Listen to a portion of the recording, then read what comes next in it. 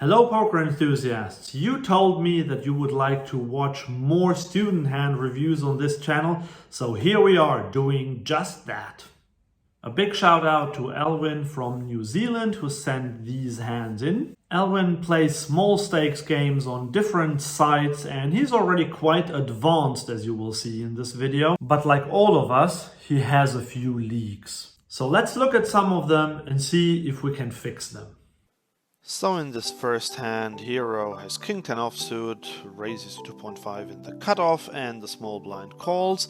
This is not really a standard call, but we see he's started the hand with 36 big blinds, so most likely a fish, also calling in the small blind. 6, 7, 8, not a great board for us. A small blind now leads. If this were the big blind, the lead would make total sense. Small blind's range shouldn't connect that well here. That said, he can still lead here, that's fine, and I think Hero has to call here. We could raise, but we only have 2 overs and a Gutshot, and he's short stacked, so I think I would prefer just a call here. That's exactly what Hero does, so that's fine. Now we hit top pair here on the turn, but it also brings in the 4 straight, and he now bets tiny, so most likely he doesn't have a 9 here. I think this is consistent with something like an 8, although I wouldn't be shocked if he had 8-7, 8-6, 7-6, some 2 pair that beats us, so I'm happy to just call here, and that's what Hero did too. River looks like it's getting worse with now being 4 in a row to a straight, but actually all that it improves is a 4, and I don't think Villain has many 4s, and he now checks. And at this point I think it's mandatory to go for value bet here on the river. Yes, it is a little bit thin, but it's not too thin, I think, and in GTO land you would have to make it like at least 50% here, but against this type of player, what he's showed so far, he seems to be a fish, a passive recreational player. I would just go something like 4 big blinds. Unfortunately, Hero missed out on this opportunity, and the small blind shows Jack 8 as expected. In this next hand, Hero has 9-8 offsuit in the big blind, and we face a 3x open from the cutoff, who is a maniac and a calling station according to my student. Now this would be a very marginal call if the open had been 2.2 to 2.5x. Against a 3x open, even against a player that is so bad, I think this is just not a profitable open, but we do flop top pair, so this is pretty good. And now Hero leads out for pot.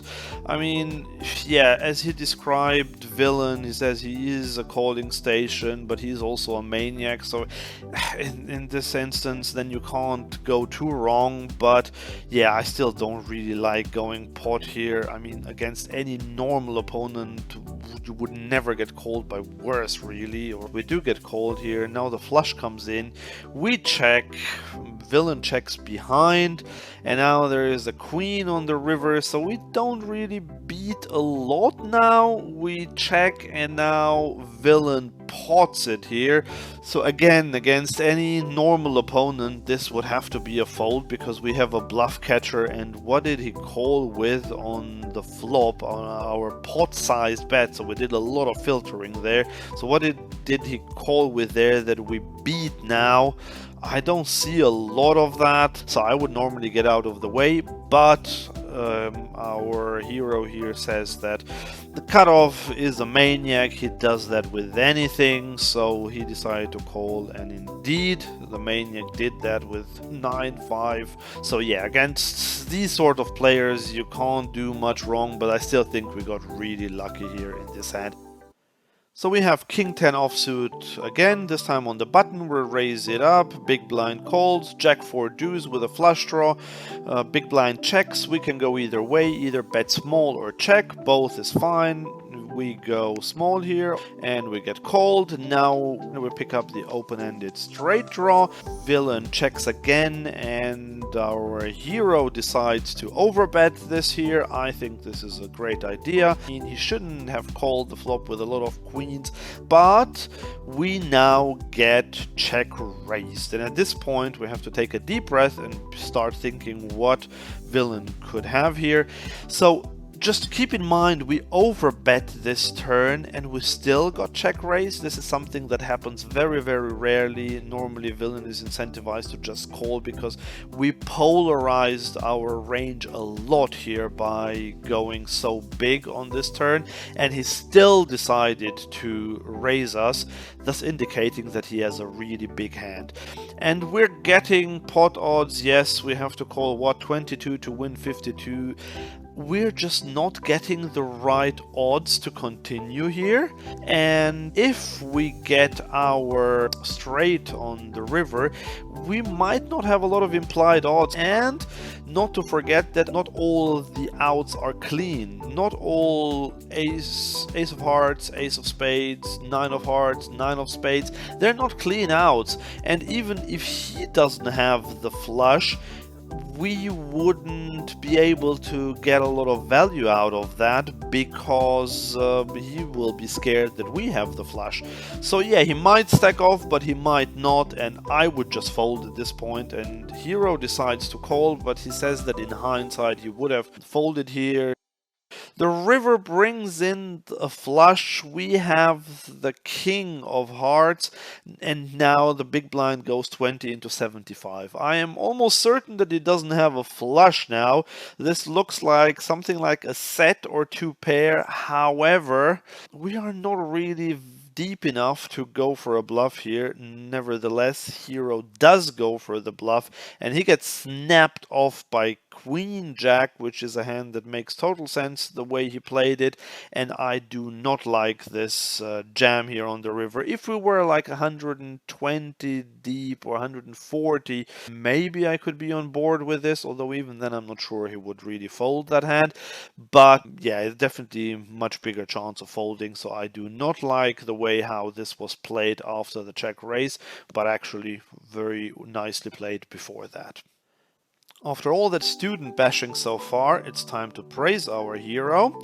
So in this case, hijack makes it 3x. Now note that hijack made it 3x again. I would still call here with a7 suited, but it's getting less of a profitable call. But we do call here. King 9-8 with 1 spade, we check. Hijack bets small here, and hero now decides to check raise. And I think this is a very advanced play, and hero shows that he is quite advanced. So not everyone would find this what I would call creative check raise. And when we make a creative check raise, I look for 4 things. One is that the c-bet size was small. That's a tick here. 2, that we have a backdoor flush draw. Tick. 3, that we have a backdoor straight draw. Tick. And 4, that we have at least 1 over to the highest card on the board. So that's the 4th tick. If at least 3 of these criteria are met, then I would go for a check raise, and hero finds it, so that's very good. The only nitpick here is that I would have gone bigger rather than just going 3.5x. I would have gone about 4.5 to 5x, so I would have made it about 9.5, something like that. And that's, by the way, what Solver primarily does as well. And Solver mixes between folding, a tiny bit of calling, and raising quite big. In this case here, we raise it rather small, as I said. Hijack calls. Now we don't pick up any equity, and we decide to check. Hijack checks behind. River also not much here. Yes, 10-7 got there. If we had that, we could try to represent that, and we could also go with a small bet here on the river, a block bet. If we had something like king queen, that's the line that would take. We'll probably lose. I don't think we have a lot of showdown value here on the river with our ace high. I think, yeah, giving up is not bad. That's what solver does as well in this spot here. And hijack shows up with pocket tens, thus taking the pot down. But now I looked this up in the solver, and if we had made it 9 big blinds with our check raise, he would have had to fold tens, jacks, and even queens, which seems really mad, but that is because on this board, specifically with the 8 and the 9 present, although it's a king high board, he should not c-bet range. He should be very picky with what he c-bets, and if he then gets check raised, he should fold a hand as strong as pocket queens, which still seems mad. And I don't think that humans would find that. Almost no one, except for the biggest nits, would fold a pocket pair between the 8 and the kings here to a 1 check raise on the flop. So that's why I think maybe in this situation, check raising a7 suited, although the solver does it, it might not even be that good of an idea. If you can't get to fold the hands that the solver thinks are almost pure folds here, then it might be a better idea to just call it. But yeah, I'm still proud of Hero to have found this check raise, just because it shows that he is thinking on an advanced level. By the way, if you want me to analyze some of your hands in one of my videos here, then please just leave a comment underneath. The next one is a funny hand here, hijack raised to 2.5, we have ace-4 suited on the button. I'm very okay with this 3-bet. We get called, king-3 deuce, we have a gut shot, 1 over, and we have a range advantage here on this king high board, so I'm happy to go with a small range bet here. We get called. Now we pick up some equity when the 3 pairs. I don't think he has a lot of deuces and 3s, but he does have them, and he does have them a little bit more than we do, but still at a very low frequency from the hijack. So I'm very happy to go again here with a bet fairly big. That's fine. He should now start folding out any pocket pair between 4s and queens, although I don't think he will fold queens and jacks, but definitely he could fold anything in between, or some random ace highs that still beat us. So I'm very happy with this. We get called again, and now we're river an ace, and we face a donk. Now this donk is not very big, so it's not too concerning, and I think folding here would be criminal, raising would be absolute madness. So we only have one option, and that's the option Hero chooses, just call here. And yeah, I'm surprised to see the king here, but this is exactly how you shouldn't play a hand like that. But a lot of players panic in this situation, so they were quite confident to have the best hand on the flop and on the turn, and then the ace comes, and then they are afraid to get bluffed, because being bluffed is just so terrible. So they prefer to bet here, but I mean, honestly, what on earth did he expect to get called by that he beats here? Pocket queens? But no, the hero would never bet pocket queens twice and then call. With pocket queens, most humans would just check back that turn and then evaluate river, but you wouldn't bet big on the turn with pocket queens and then call here. And king, well, yeah, what kind of kings do I have? King, queen, king, jack, ace, king. All of that beats king 10. So really poorly played from villain, and I think very well played from hero here. Off to the next one.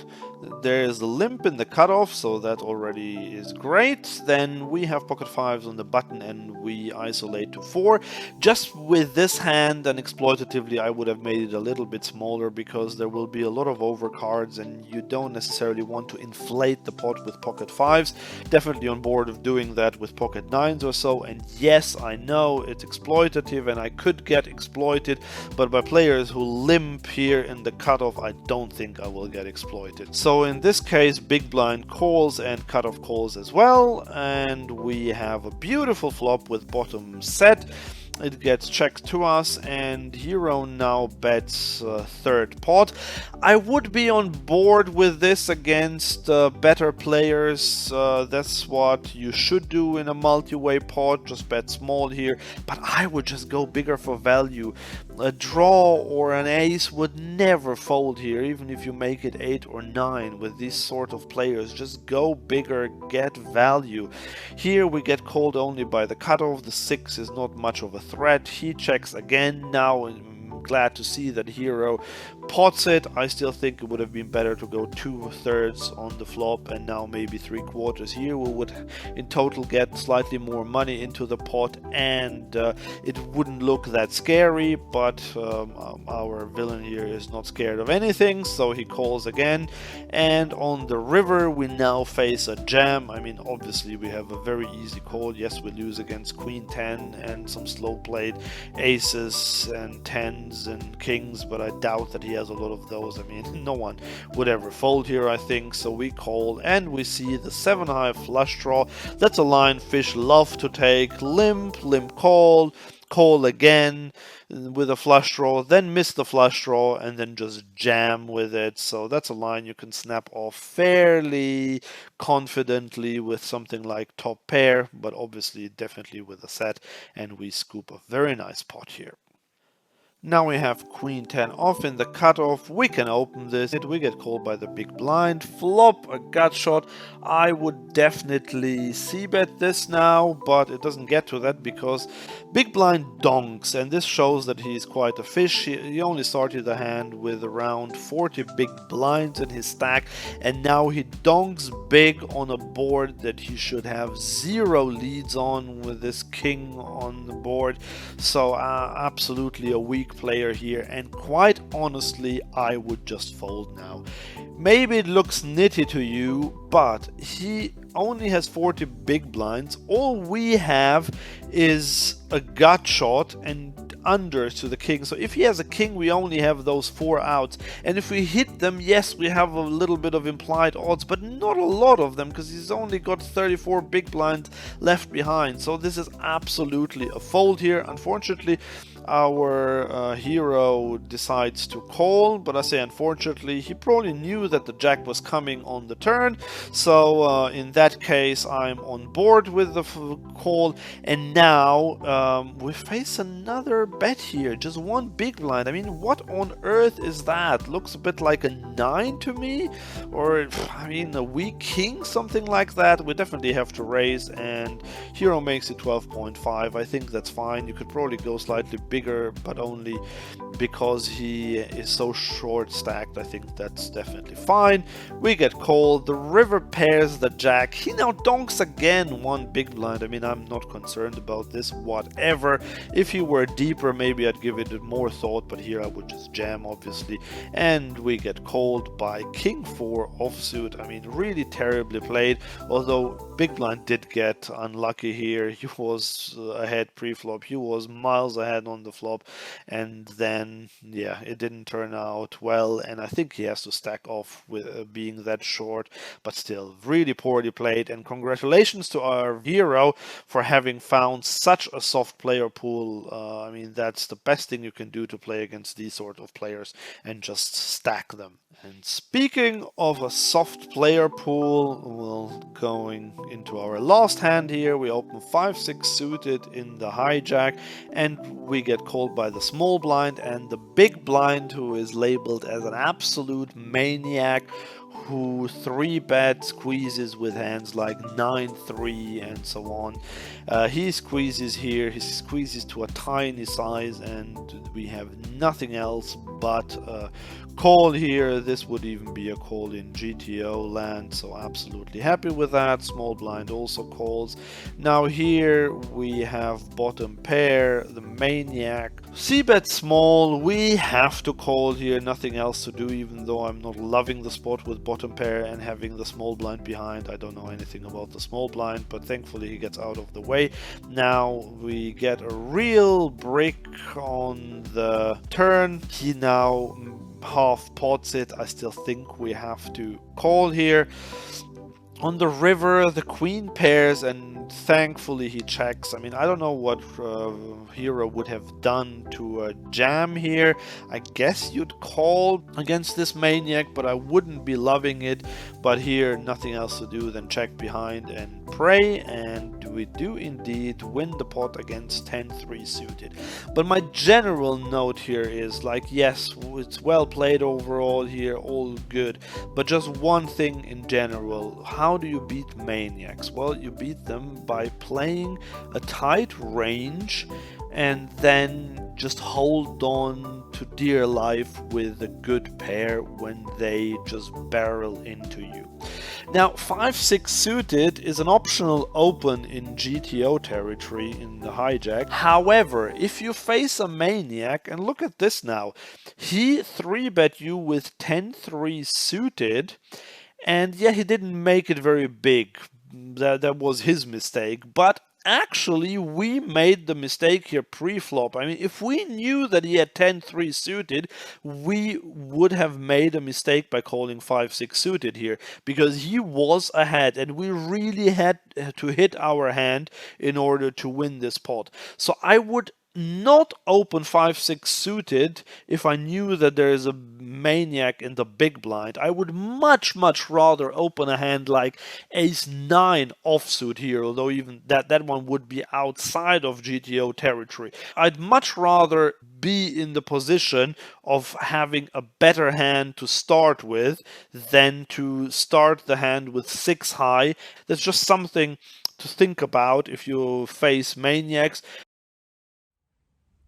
Overall, Elwin is a very solid player. If he just sticks more to the fundamentals and cuts out the fancy play syndrome sometimes, he will do really well in this player pool. So that's it for today, but if you want to watch more hand history reviews, then click on the next video here. Thanks for watching. This is Andreas signing off. Good luck at the tables.